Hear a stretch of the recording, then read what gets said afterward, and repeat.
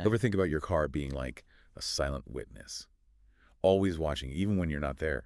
Well, that's kind of what happened in Texarkana, Texas on Tuesday, March 25th this year. Oh, yeah, I heard about this. What was it? Some Tesla vandalism? Vandalism's putting it mildly. So uh, these Tesla incidents suddenly became like national news. Yeah. Yeah, I saw it was more than just someone keying a car or something. Right. We're not talking about a few scratches here. It's someone allegedly using, get this, a mini four-wheeler. Like one of those little ATV things? Yeah, exactly. One of those small quads like you see kids riding sometimes. Oh. To ram into, are you ready for this? At least one parked Tesla. No way. And then, and this is where it gets really weird, carving Elon into some other Teslas. That's so strange. What's the deal with that? It's a truly bizarre story, and it just brings up so many interesting points about, I don't know, like modern life. Totally. Which is why we're going to do a deep dive on it today. So, All right, let's get into it. you sent over a bunch of news reports, and we're going to unpack this whole Texarkana Tesla situation. Sounds good. We'll go over, like, the sequence of events, the role technology played, the legal stuff that's happening now, and maybe even touch on, I don't know, some of the bigger picture societal things going on. Oh, without getting lost in, like, the constant news cycle. Exactly. So we get the core of it. What's fascinating to me is how something that seems like a really localized thing, in some Texas town can suddenly become like this national story. Yeah. It's really interesting, like a microcosm of all these different things going on. Right. It gets at, like, individual motivations, but also how much technology is just part of our lives now. Oh, for sure. And how that connects to crime, but also how we find out about crime and solve it. Totally. And as you mentioned, there might even be some, like, bigger societal undercurrents going on that are worth thinking about. Definitely worth exploring. So where do we start? Okay, let's break down what actually happened. So Tuesday, March 25th, 2025. That's the day it all went down. Right. The guy who's been arrested is a 33-year-old named DeMarcin Marquise Cox. DeMarcin Marquise Cox. Got it. And the early reports, they say, they detail this pretty unusual way of doing this vandalism. Yeah, you mentioned the ATV, right? Right, using this mini four-wheeler to ram into a Tesla. I mean, that's not just, like, keying a car. That's something else. No, not at all. And then the Elon carved into other cars, Yeah. It makes you think there's something more specific going on. Oh, yeah. It feels targeted, for sure. It's not random. Right. It's beyond random property damage, for sure. And you said it wasn't just one spot. This happened in a couple places. Yeah, they're saying it happened in the parking lots of a Golden Palace Chinese buffet and a Lowe's. A buffet and a hardware store. That's kind of a weird combination. It's a pretty surreal picture, right? Yeah. Almost comical in a way. It is. It's like, what? The detail about the ATV, though, that's getting me. Right. That's not something you just do on a whim. It's like he planned this. Right. There had to be some premeditation. Makes you wonder, was there a bigger message he was trying to send? Maybe he wanted to do more than just, scratch the paint, make a real statement. In doing it in multiple public places. Mm-hmm. That takes some, I don't know, some boldness. For sure, yeah. And the Elon, we've got to talk about that. Right. It's like a giant flashing arrow pointing to, I don't know, is it Elon Musk himself? Or maybe just Tesla. It seems pretty clear it's connected to one or the other, or maybe even both. Yeah, it's not just a random outburst, right? Something else is going on. Do they say how he carved it? I mean, was it paint? A knife? That's an interesting question. Now that you mention it, the reports don't actually say how the carving was done. They just say Elon was found on multiple vehicles. Huh. You'd think that would be a detail they'd include. You're right. It could be important. Maybe it'll come out later as the investigation continues. Makes sense. But, this actually brings us to, like, a really important part of all this, how they figured out who did it so quickly. Oh, yeah. How'd they even know it was this guy? It all comes down to technology. Specifically, Tesla's Sentry Mode. Ah, yeah, I've heard about that. So for those who don't know, Sentry Mode is basically like a built-in security system on all Teslas. Like a dash cam, but way more intense. Yeah, more than that.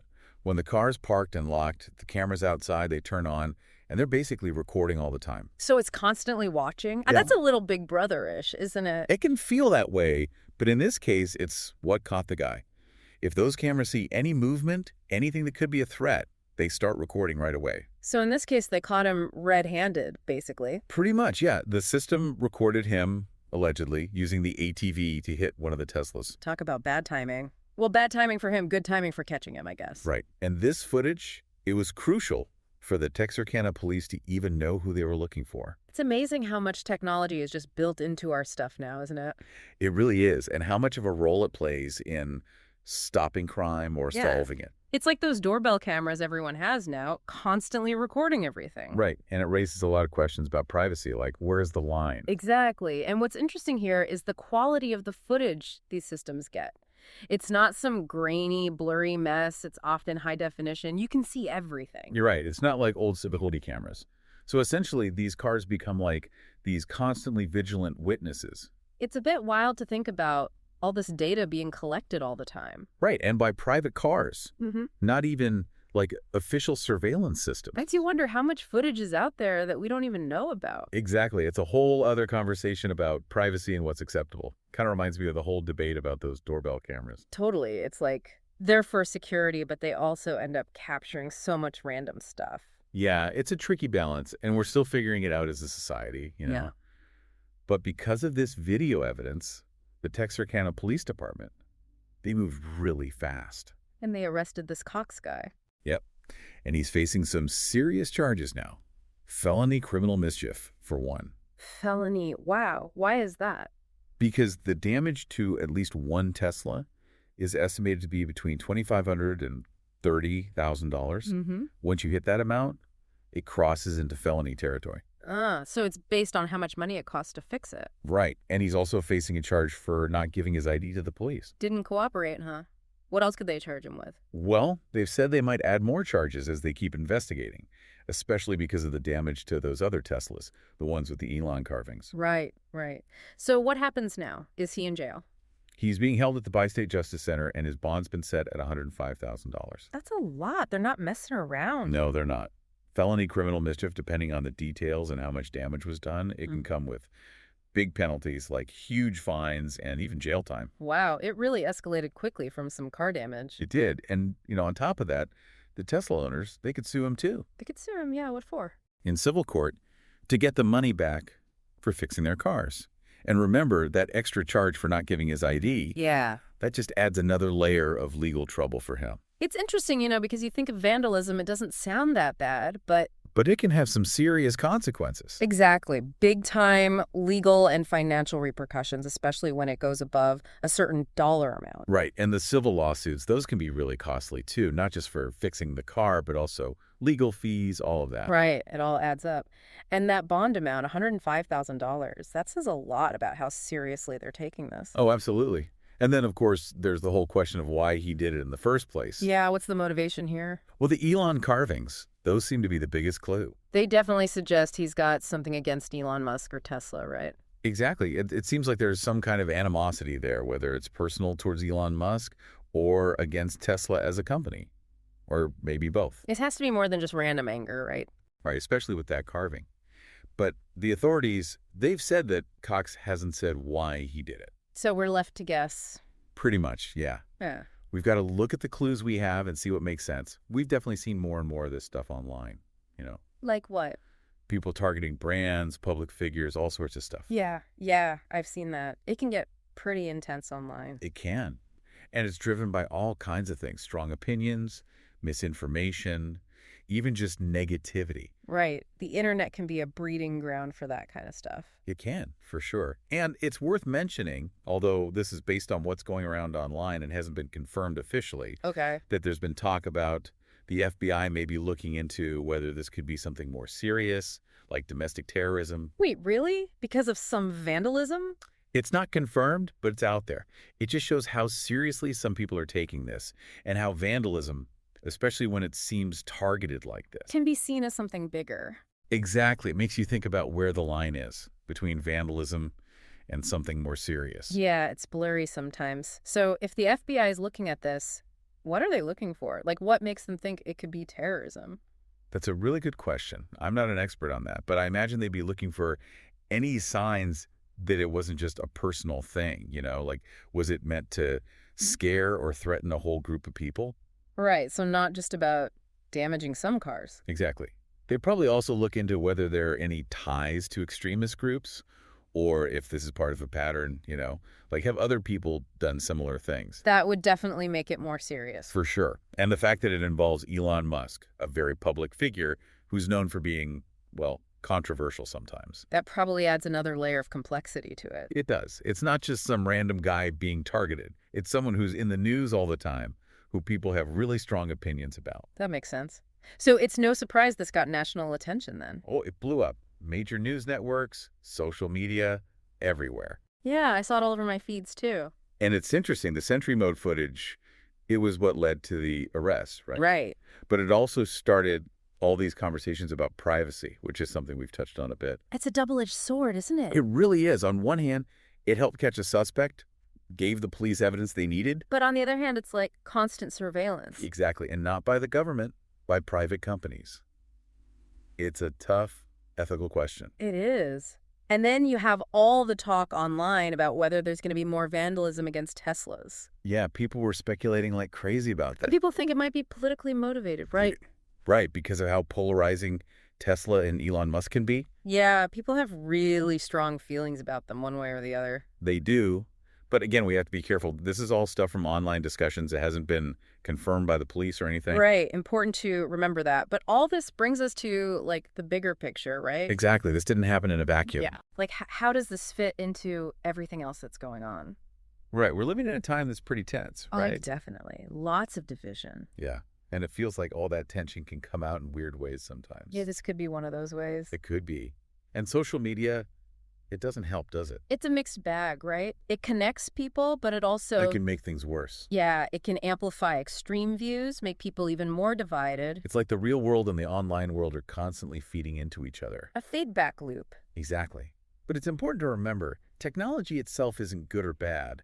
It's just a tool. Right. It depends on how it's used. And in this case, we see that duality really clearly. Like, on the one hand, maybe online platforms played a role in shaping this guy's views or whatever led him to this. But on the other hand, the technology, the Sentry Mode, that's what caught him. Right. It's a powerful tool for both stopping crime and solving it. It's wild. It really shows the complicated relationship we have with technology. It can be a problem and a solution at the same time. It really can. What about the police in all this? They seem to have handled it pretty well. Yeah, the Texarkana Police Department, they were quick, efficient. Got to give them credit for that. They did a good job. It shows how important it is to have thorough investigations to really follow through on these kinds of things. And their collaboration with technology, using that Sentry Mode footage, that was key. Oh, totally. That's what made the difference. It makes you wonder, what's next? What are the implications of all this? Good question. Will we see more people, like, getting extra security on their EVs? Maybe, yeah. Or maybe even more advanced versions of these surveillance systems on all kinds of cars, not just Teslas. It's not hard to imagine that happening. Not at all. And legally, what happens in this case with the Sentry Mode footage and how it's used as evidence, that could set some precedents for other cases in the future. Yeah, that'll be interesting to see how it plays out, if it changes how these things are handled legally. For sure. And the big takeaway for me is that we really need to be talking more about how technology is changing the way we think about crime, Oh, absolutely. This case just highlights how much it's already changed things. Right. And it's only going to get more complex. Right. So let's wrap this up, bring it all together. What did we learn from this bizarre story in Texarkana? Lay it on me. It's more than just some crazy vandalism with an ATV and some weird carvings. It's this whole mix of things. It's like a perfect storm of different factors. Exactly. You have the incident itself, the role technology played in catching the suspect, the legal stuff that's happening now, which could be pretty serious. And the likely motivations, which seem to be tied to Elon Musk or Tesla. Right. And then how this whole thing blew up nationally, got everyone talking about privacy, about technology, about the tensions in our society. It's wild. It's wild how it went from this small town thing to this big, complex issue. It really is. And we did this deep dive based on the reports you sent over to try and make sense of it all. Get the full picture without getting lost in all the noise. Exactly. Mm-hmm. So here's a final thought for you to consider. All right, hit me. With technology like Sentry Mode becoming more common, not just on Teslas, but maybe all kinds of cars in the future, how do you think that's going to change the way we think about crime? The way police gather evidence? Even the way we act when we're out in public? That's a big question. It is, and it's not just about catching vandals. It's about how this kind of constant recording, this passive surveillance, might change our whole society, the way we think about privacy, the way we behave. It's like, are we all going to be on camera all the time? It's possible, and it's not necessarily a bad thing, but it's something we need to think about Yeah. because it goes way beyond just this one case in Texarkana. Food for thought. Exactly. Today is your lucky day. Today is the day that our $3 website works for you, paying you directly to your PayPal daily. Imagine $3 ongoing continuous payments to your PayPal account. Imagine falling asleep and waking up to $300 in your PayPal account. How would this make you feel? How could this help you? What bills could you pay? What kind of fun could you have? What does that retirement look like now? All for a one-time payment of $3. This website is DFY done for you, fully built and completely hosted, and never stops collecting payments for you. You have spent $3 on coffee on a regular, but that coffee won't help you create multiple streams of income. Click the link below.